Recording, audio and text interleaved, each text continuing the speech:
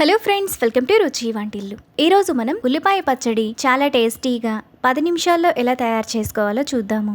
ఈ పచ్చడిని వేడివేడి అన్నంలో నెయ్యి వేసుకుని తింటే చాలా బాగుంటుంది. అన్నంలోకే కాకుండా ఇడ్లీ దోశల్లో కూడా బాగుంటుంది. సో లేట్ చేయకుండా వీడియోలోకి వెళ్ళిపోదాం.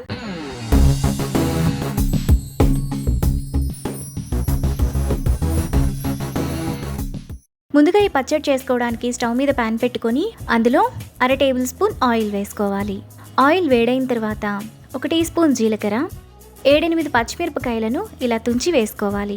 తరువాత 3 ఉల్లిపాయలను ఇలా చిన్న చిన్న ముక్కలుగా కట్ చేసుకొని వేసుకోవాలి. తరువాత 2 రెమ్మల కరివేపాకు, టేస్ట్కి తగినంత ఉప్పు వేసుకొని 2 నిమిషాల పాటు మీడియం ఫ్లేమ్లో ఫ్రై చేసుకోవాలి.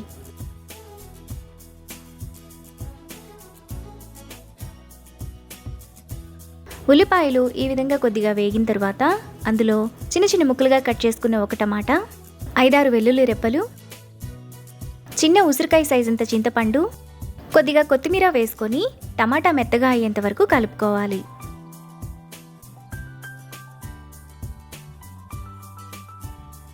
టమాటా బాగా మెత్తగా అయిపోయి ఉల్లిపాయలు కూడా బాగా వేగిన తర్వాత స్టవ్ ఆఫ్ చేసుకొని చల్లారనివ్వాలి. తరువాత మిక్సీ జార్లో ముందుగా మనం ఫ్రై చేసుకున్న ఉల్లిపాయ, టమాటా, ఉప్పు సరిపోకపోతే కొద్దిగా ఉప్పు వేసుకొని కొంచెం బరకగా మిక్సీ వేసుకోవాలి.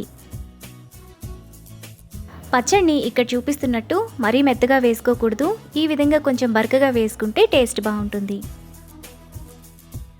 ఇలా వేసుకున్న పచ్చడిని ఒక బౌల్లోకి తీసుకోవాలి. పచ్చడిని బౌల్లోకి తీసుకున్నాక పక్కన పెట్టుకోవాలి. ఇప్పుడు స్టవ్ మీద మరో ప్యాన్ పెట్టుకొని అందులో 1 టేబుల్ స్పూన్ ఆయిల్ వేసుకోవాలి. ఆయిల్ వేడైన తర్వాత 1 టీ స్పూన్ తాలింపు గింజలు, 2 ఎండుమిరపకాయలు, 1 రెమ్మ కరివేపాకు వేసుకొని ఫ్రై చేసుకోవాలి. తాలింపు అంతా వేగిన తర్వాత పచ్చడిలో వేసుకొని కలుపుకోవాలి. ఈ పచ్చడిని మనం ఫ్రిడ్జ్లో స్టోర్ చేసుకుంటే 3-4 రోజుల పాటు ఫ్రెష్గా ఉంటుంది. ఈ పచ్చడి అన్నంలోకే కాకుండా ఇడ్లీ దోశల్లో కూడా బాగుంటుంది.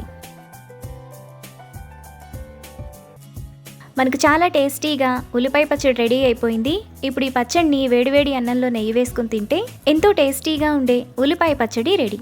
ఈ వీడియో కనుక మీకు నచ్చినట్లయితే లైక్ చేసి, షేర్ చేసి, సబ్స్క్రైబ్ చేయండి.